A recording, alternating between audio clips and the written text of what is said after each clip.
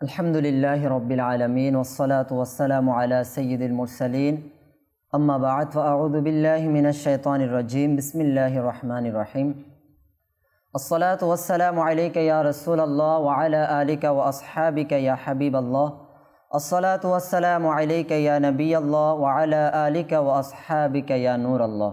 प्रिय इस्लाम भाइয়েরা ও মাদানী চ্যানেলের দর্শক শ্রোতা, আলহামদুলিল্লাহ মাদানী চ্যানেলের নতুন অনুষ্ঠান কোরআন শিক্ষার আসর নিয়ে আপনাদের সামনে উপস্থিত হয়েছি। যে যেখান থেকে আমাদের অনুষ্ঠান শুনছেন, দূরের কিংবা কাছের সকল শ্রোতাদেরকে আমাদের অনুষ্ঠানের পক্ষ থেকে আন্তরিক মোবারকবাদ জানাচ্ছি। আমাদের এই অনুষ্ঠানের মধ্যে ইনশাআল্লাহুল কারীম আল্লাহ তাআলার দয়াতে কোরআনুল কারীম শুরু থেকে শেষ পর্যন্ত সহি শুদ্ধ করে মাখরাজ সহকারে তেলাওয়াত করা শিখব এবং অপরকেও শেখানোর চেষ্টা করব। আল্লাহ রসুল সাল্লাল্লাহু আলাইহি সাল্লাম যারা কোরআন শিখে এবং অপরকে শিখায় তাদের মর্যাদা বয়ান করতে গিয়ে সহিহ বুখারী শরীফের হাদিসে মুবারাকার মধ্যে ইরশাদ করেছেন, খায়রুকুম মান তাআল্লামাল কুরআন ওয়া আল্লামা, অর্থাৎ তোমাদের মধ্যে উত্তম ব্যক্তি সেই যে কোরআন শিখে এবং অপরকে শিখায়। তো আমরা কোরআনুল কারীম কিভাবে তেলাওয়াত করব, কোন পদ্ধতিতে কোরআনুল কারীম আমরা পড়ব, সেই সম্পর্কে স্বয়ং কোরআনুল কারীমের মধ্যে 29 নম্বর পারার সূরা মুজাম্মিলের 4 নম্বর আয়াতে আল্লাহ রাব্বুল আলামিন ইরশাদ করছেন, ওয়ারাত্তিলিল কুরআনা তারতিলা।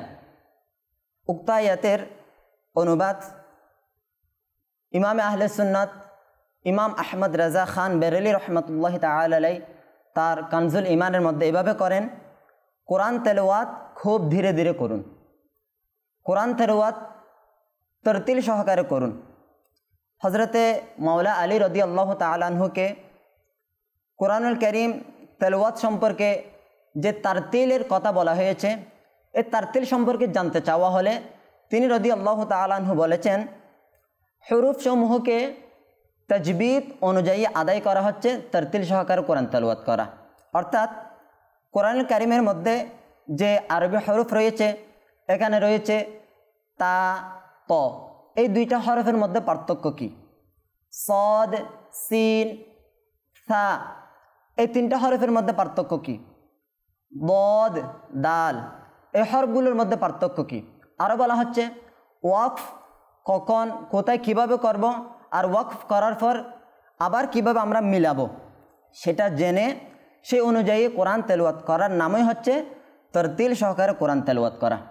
তো আলহামদুলিল্লাহ কিবলা শাইখ তরিকত আমির আহলে সুন্নত বানিয়ে দাওয়াত ইসলামী মাওলানা ইলিয়াস আত্তার কাদেরী দামাত বারকাতুহুমুল আলিয়া আমাদেরকে একটি মাদানী উদ্দেশ্য দিয়েছেন যে আমাকে নিজে এবং সারা দুনিয়ার মানুষের সংশোধনের চেষ্টা করতে হবে ইনশাআল্লাহুল কারীম।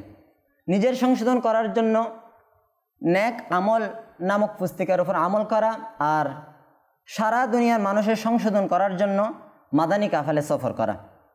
তো আমির আহলে সুন্নাত দামাত বারকাতুহুমুল আলিয়ার এই উদ্দেশ্যটা বাস্তবায়ন করার জন্য, পরিপূর্ণ করার জন্য আমাদেরকে 12টি মাদানী কাজ দিয়েছেন।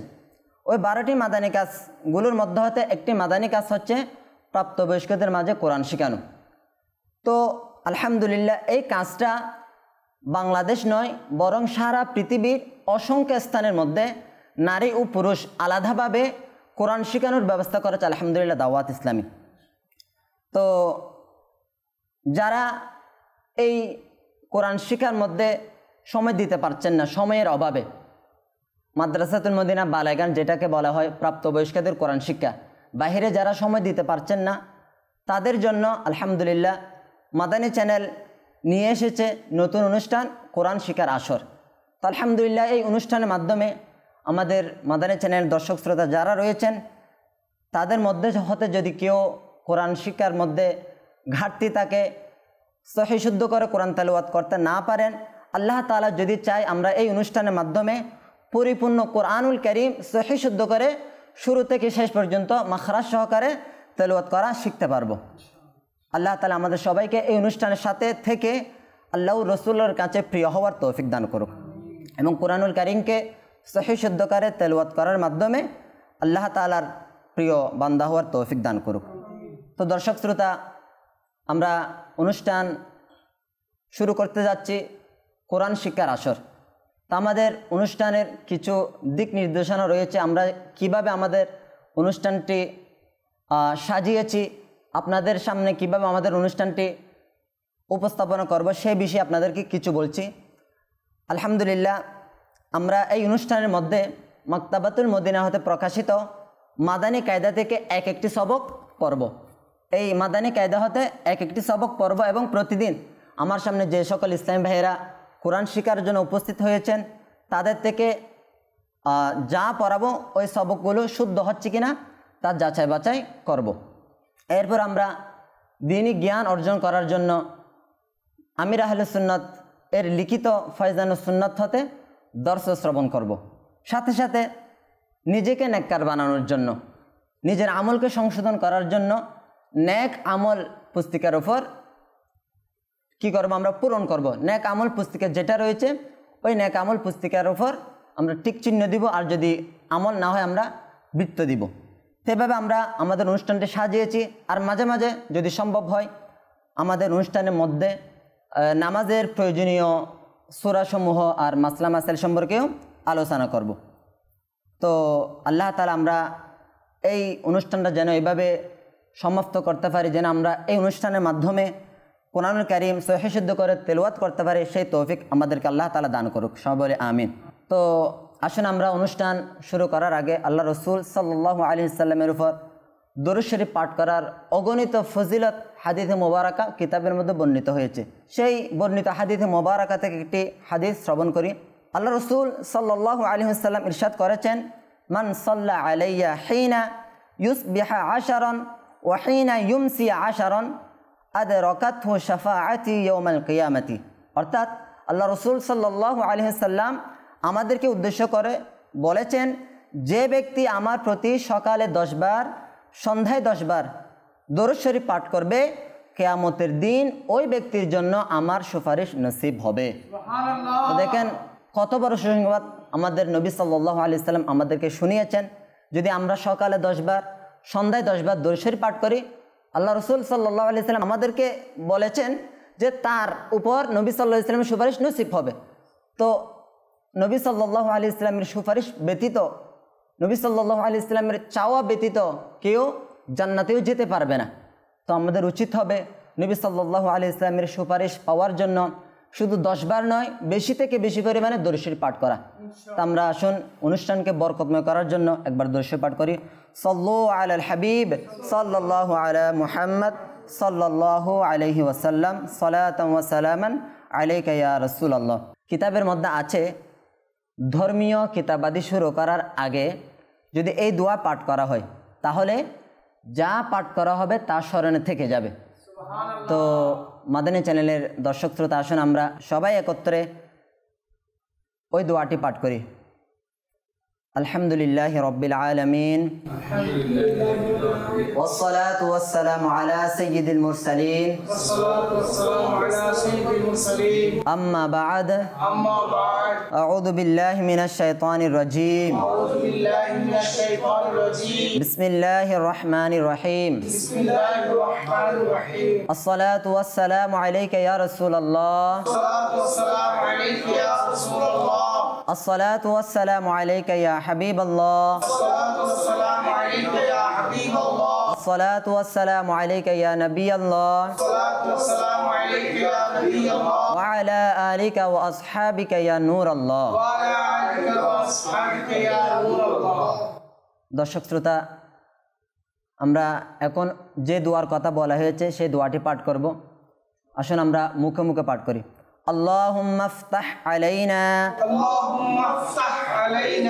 حكمتك وانشر علينا رحمتك يا ذا الجلال والإكرام صلوا على الحبيب صلى الله على محمد صلى الله عليه وسلم।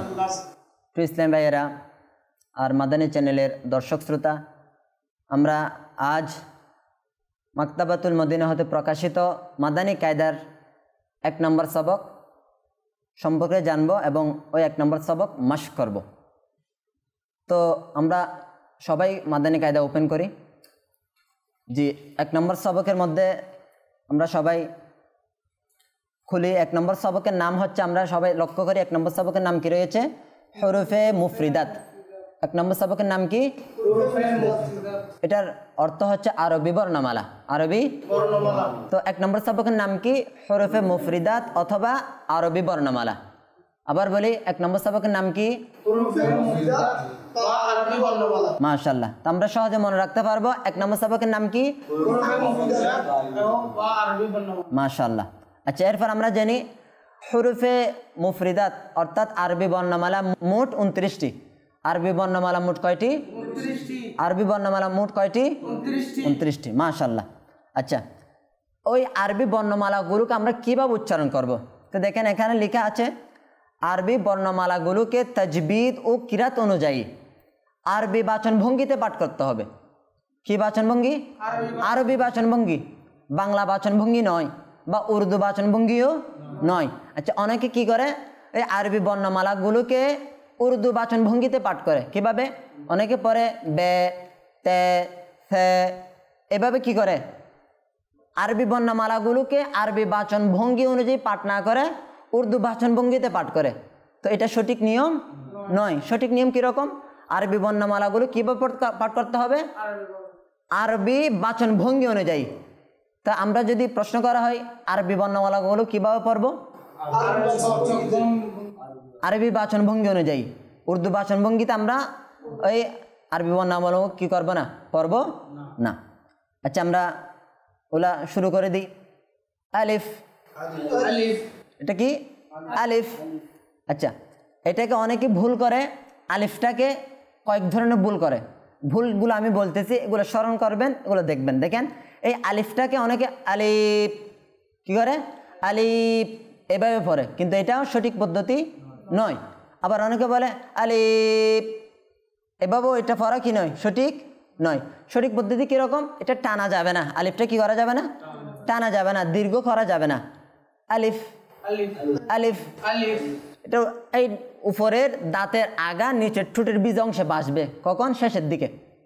বুঝা আসছে? আলিফ আলিফ আলিফ আলিফ। বুঝা আসছে? এরপরে বা, বা,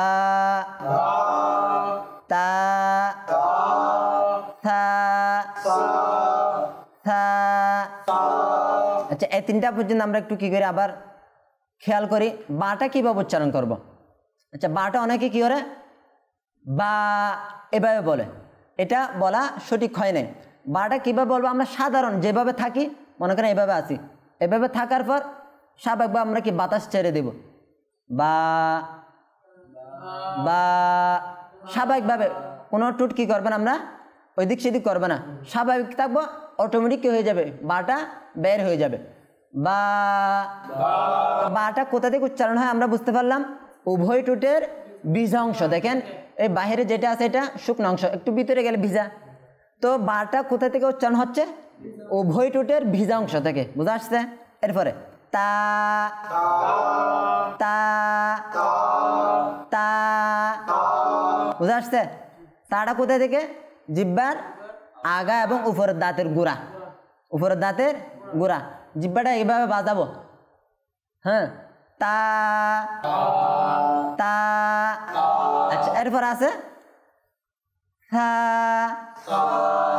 থা। আচ্ছা, এটাকে বেশি ভুল করে মানুষ।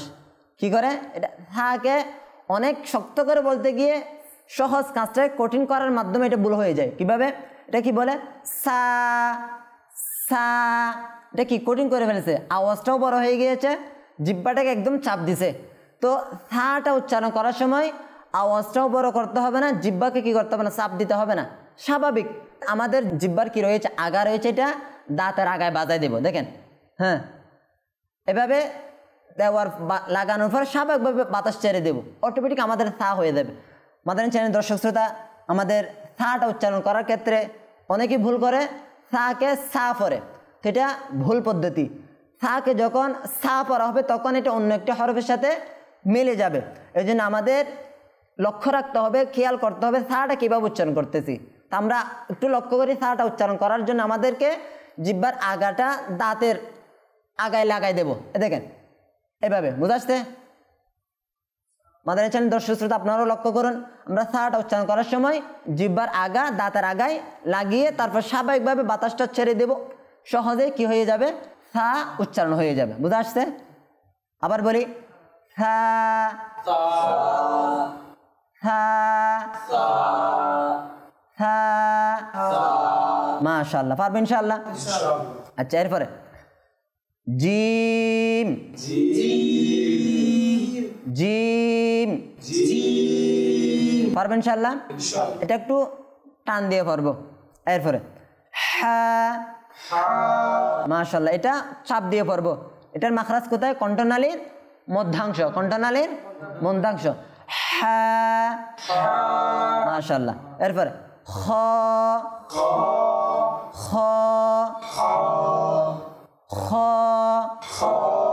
এটা খা সঠিক হচ্ছে না, খা বললে সঠিক হবে না, এটা হবে খ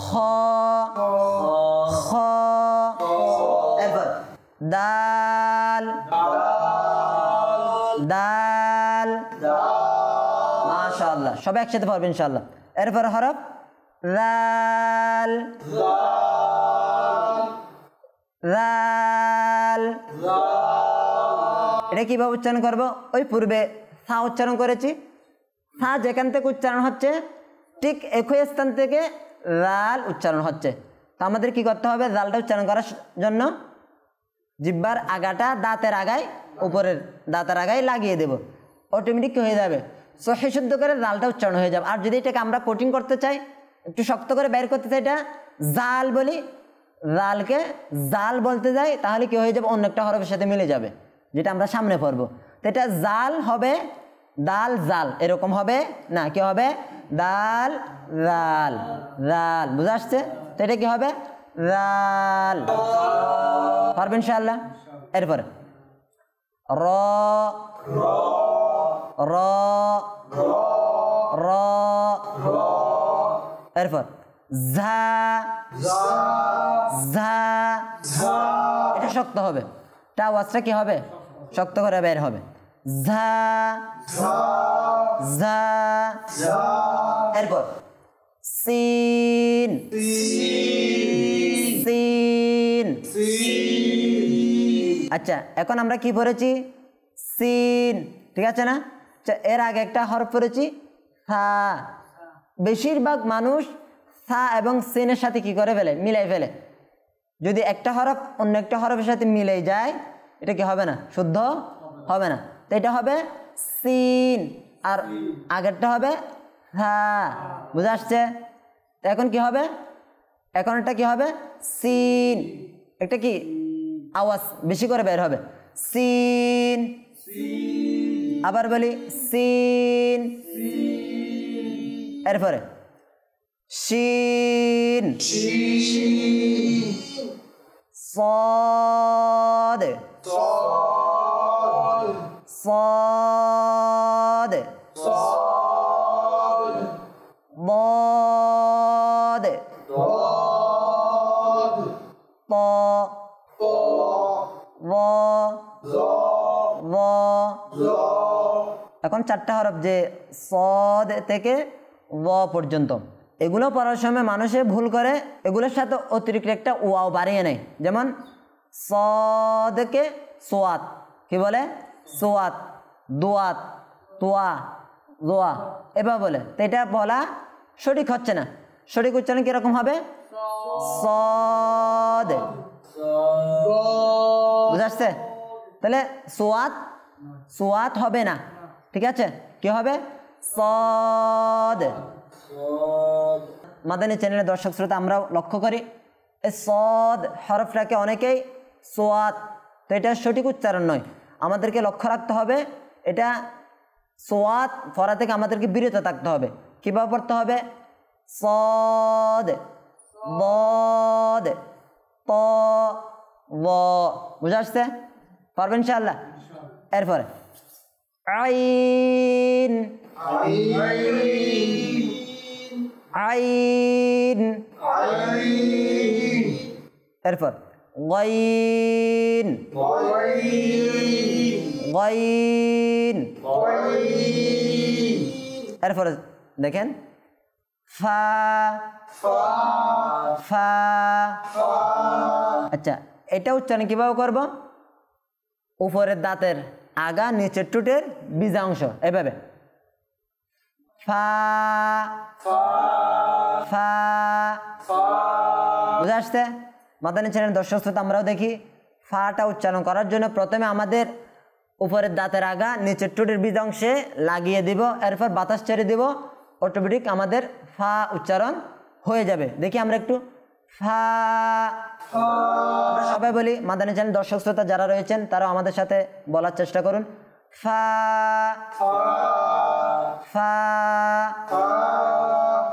ফা। পারবেন ইনশাআল্লাহ? এরপর কফ কফ, মাশাআল্লাহ। এরপর কাফ কাফ, লাম মিম। এখন যে হরফটা পড়েছি এটা কিভাবে উচ্চারণ করব? বা উচ্চারণ কিভাবে করেছি আমরা? উভয় ঠোঁটের ভিজা অংশ থেকে বা উচ্চারণ হয়েছে, আর মিমটা উভয় ঠোঁটের শুকনো অংশ থেকে। দেখেন উভয় ঠোঁটের শুকনো অংশ কোথায়? বাহিরের দিকে, আর ভিজা অংশ একটু ভিতরে। বুঝা আসছে? তো আমরা যখন মিমটা উচ্চারণ করব উভয় ঠোঁটের শুকনো অংশ মিলিয়ে দিব, তারপর মিম বলবো, অটোমেটিক এটা হয়ে যাবে। দেখেন মিম দেখেন এভাবে, ঠিক আছে? মিম নুন নুন, মাশাআল্লাহ। এরপর ওয়াও। এই হরফটা উচ্চারণ করার জন্য আমাদেরকে উভয় ঠোঁটের গোলাকার বৃত্ত থেকেই উচ্চারণ করতে হবে। বুঝা আসছে? ঠোঁটটা এই হরফটা উচ্চারণ করার শুরুতেও গোল থাকবে, শেষেও গোল হবে। দেখেন ওয়াও ওয়াও, মাশাআল্লাহ। এরপর হা হা, এর আগে একটা পড়েছি হা হা। এটা পূর্বের যেটা হা পড়েছি এটা চাপতে হবে, আর শেষে যেটা আছে এটা চাপবিহীন, স্বাভাবিকভাবে হা, বাতাস ছেড়ে দিব, আর এটাকে চাপ দিয়ে পড়বো হা, আর এটাকে হা, ঠিক আছে? চাপ ব্যতীত। বুঝা আসছে? এরপর হামজা হামজা হামজা, ইয়া ইয়া ইয়া, মাশাআল্লাহ। আমরা আরবি হরফ কয়টা পড়েছিলাম? আরবি বর্ণ কয়টি? আচ্ছা, আরবি বর্ণগুলোকে কিভাবে পাঠ করব? আরবি বাচন, আরবি বাচন ভঙ্গিতে, ঠিক আছে? উর্দু বাচন ভঙ্গি থেকে আমরা কি থাকবো? বেঁচে থাকবো। আচ্ছা, আরবি 29টি হরফের মধ্যে 7টি হরফ এমন আছে যেগুলোকে সব সময় মোটা করে উচ্চারণ করতে হয়। কি করে? এগুলোর নাম হচ্ছে হুরুফে মুস্তাআলিয়া। এগুলোর নাম কি? আচ্ছা, আবার বলি, আরবি বর্ণমালা 29টি হরফের মধ্যে কয়টি হরফ রয়েছে মোটা করে পড়তে হয়? 7টি। বুঝা আসছে?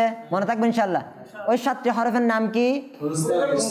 হুরুফে মুস্তাআলিয়া, হুরুফে মুস্তাআলিয়া। বুঝা আসছে? আচ্ছা, এগুলো করে আমরা পড়ে নিই। এখানে দেখেন মাদানী কায়দার শুরুতে লেখা আছে হুরুফে মুস্তাআলিয়া 7টি। দেখেন আমরা একটু প্র্যাকটিস করি। গেল খ খ খ صاد صاد ضاد طا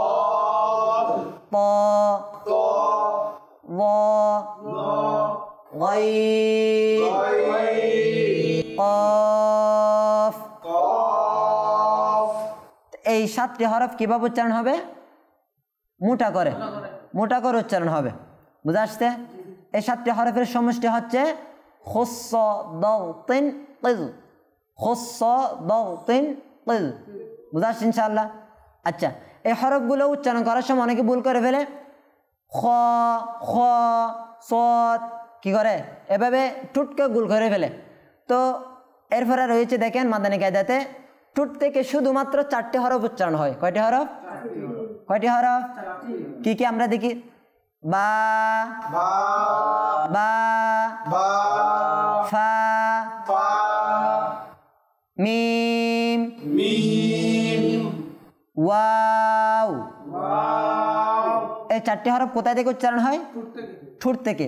এই 4টি হরফ ব্যতীত বাকি যত হরফ রয়েছে এগুলো উচ্চারণ করার সময় টুট নাড়াতে পারবো না, টুট নড়াচড়া করবো না। যেমন এবার বলা হুয়া হুয়া সোয়াত, এবার বললা ভুল হবে, ঠিক আছে? তো আমাদের এগুলো উচ্চারণ করার সময় কী করতে হবে? মোটা করবো কিন্তু টুট গুল করবো না। বুঝা আসতে?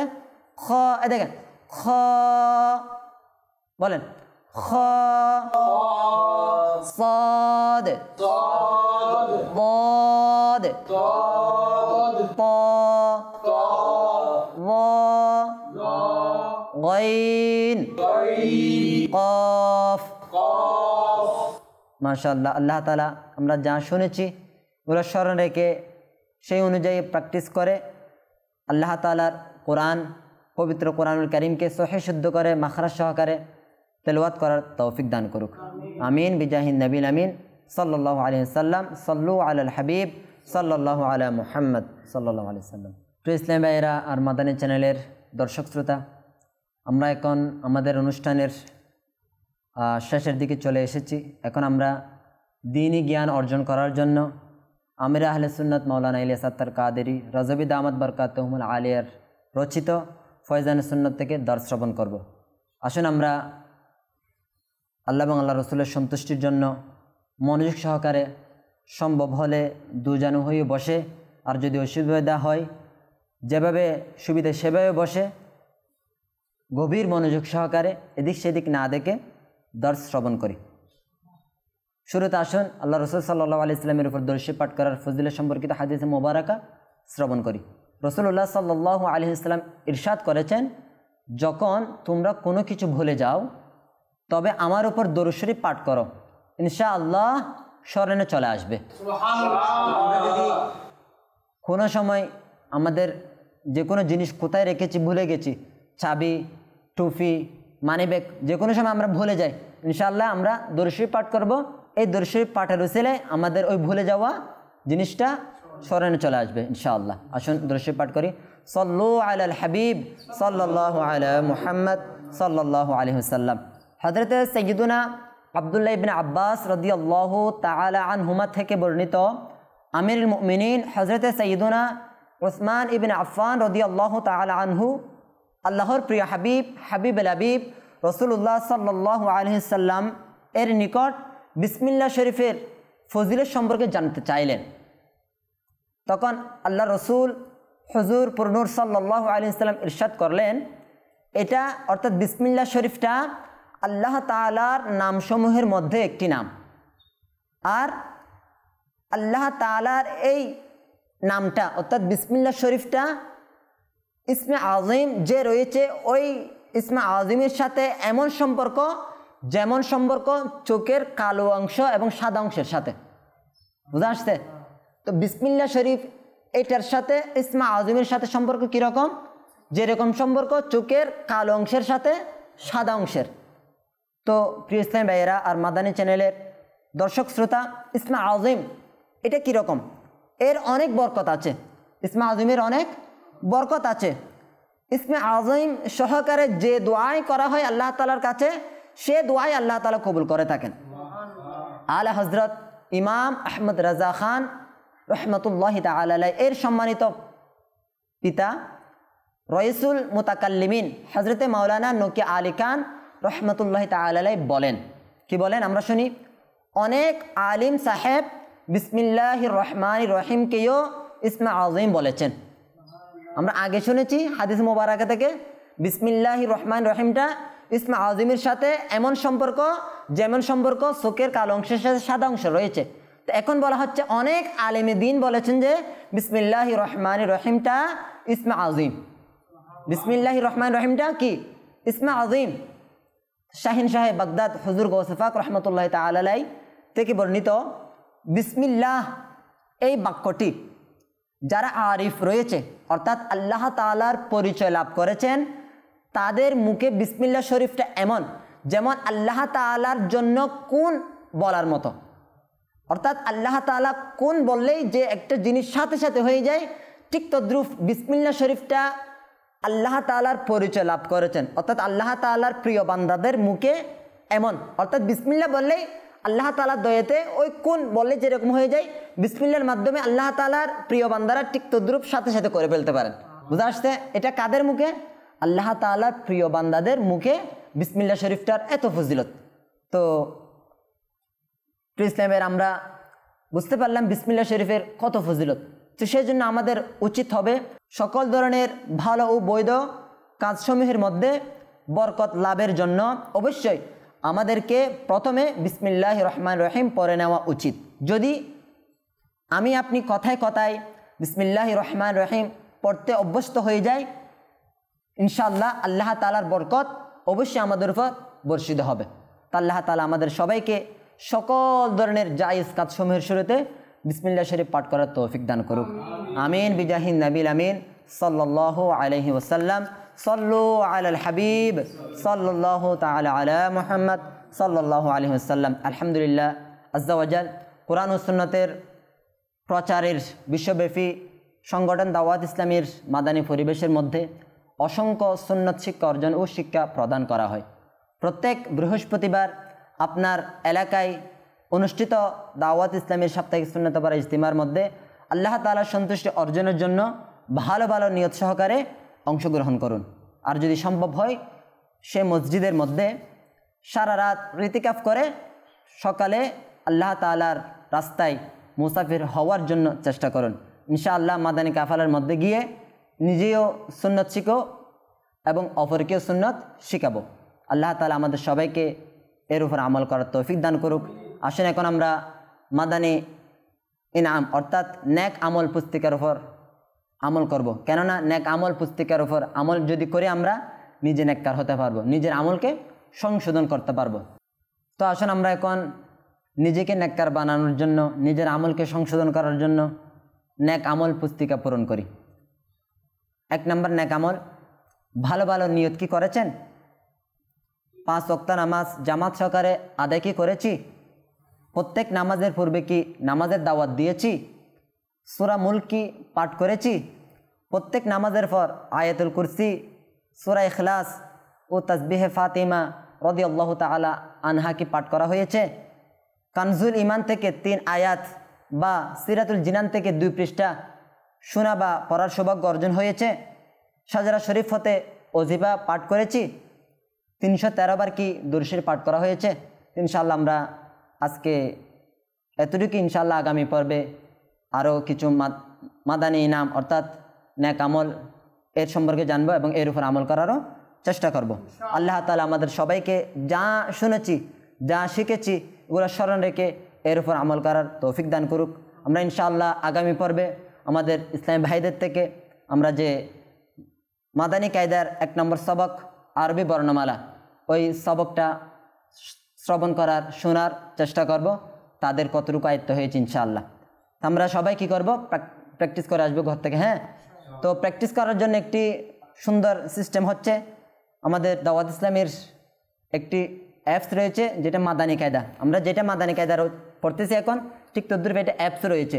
তো আপনি যদি মনে করেন জিম এরপরে হা এটা ভুলে গেছেন, তখন আপনি যদি মাদানী কায়দার অ্যাপস যেটা রয়েছে এটা ওপেন করে সেখানে ক্লিক করেন, আপনাকে হাটা বলে দিবে। তো এভাবে আমাদের জন্য কি করা, তৈরি করা, প্র্যাকটিস করা আসান হয়ে যাবে। তো আমরা যদি চাই আমাদের মোবাইলের মধ্যে এই মাদানী কায়দা অ্যাপসটা ডাউনলোড করবো এবং কি ঘরের মধ্যে প্র্যাকটিস করা আসবে ইনশাআল্লাহ। আল্লাহ তাআলা আমাদের সবাইকে আমল করার তৌফিক দান করুক। সল্লু আলাল হাবিব সাল্লাল্লাহু আলা মুহাম্মদ সাল্লাল্লাহু আলাইহি ওয়াসাল্লাম।